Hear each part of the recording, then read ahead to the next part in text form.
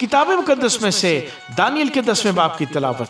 शाह फारस खुरस के 30 साल में दानियल पर, जिसका नाम बेल्तशस्सर रखा गया, एक बात जाहिर की गई, और वो बात सच और बड़ी लश्कर कुशी की थी। और उसने उस बात पर गौर किया और उस रोया का भेद समझा।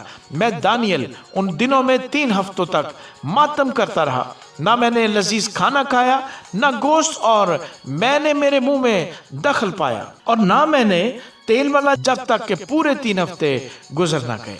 और पहले महीने की 24वीं तारीख को, जब मैं बड़े दरिया यानी दरिया दजला के किनारे पर था, मैंने आंख उठाकर नजर की, और क्या देखता हूं कि एक शख्स कतानी पैरहन पहने और ओफाज के खालिस सोने का पटका कमर पर बांधे खड़ा है। उसका बदन जबरजद की मानद, और उसका चेहरा बिजली सा था, और उसकी आंखें आतशी चिरागों की मानद थी। उसके बाजू और पांव रंगत में चमकते हुए पीतल से थे, और उसकी आवाज अंबुआ के शोर की मानद थी। मैं दानियल ही ने यह रोया देखी, क्योंकि मेरे साथियों ने रोया न देखी, लेकिन उन पर बड़ी कपकपी तारी हुई, और वो अपने आप को छुपाने को भाग गए। सो मैं अकेला रह गया और ये बड़ी रोया देखी, और मुझ में ताब न रही, क्योंकि मेरी ताजगी पशमुर्दगी से बदल गई और मेरी ताकत जाती रही।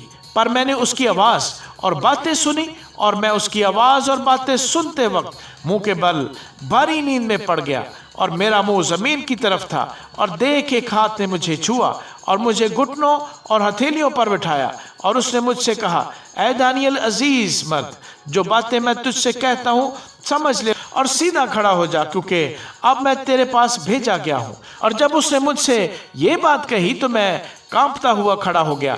तब उसने मुझसे कहा, ऐ दानियल, खौफ न कर, क्योंकि जिस रोज से तूने दिल लगाया कि समझे और अपने खुदा के हुजूर आजी करे, तेरी बातें सुनी गई, और तेरी बातों के सबब से मैं आया हूँ। पर फारस की ममलकत के मौक्कल ने 21 दिन तक मेरा मुकाबला किया।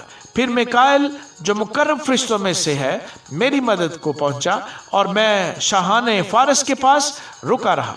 पर अब मैं इसलिए आया हूं कि जो कुछ तेरे लोगों पर आखिरी अयाम में आने को है, तुझे उसकी खबर दूं, क्योंकि हनूज ये रोया ज़माना दराज के लिए है। और जब उसने ये बातें मुझसे कही, मैं सर झुकाकर खामोश हो रहा। तब किसी ने, जो आदमजाद की मानंद था, मेरे होंठों को छुआ, और मैंने मुंह खोला, और जो मेरे सामने खड़ा था उससे कहा, आए खुदावंद, इस रोया के सबब से मुझ पर गम का हजूम है, और मैं नातवा हूँ। पस ये खादम अपने खुदावंद से क्यों कर हम कलाम हो सकता है।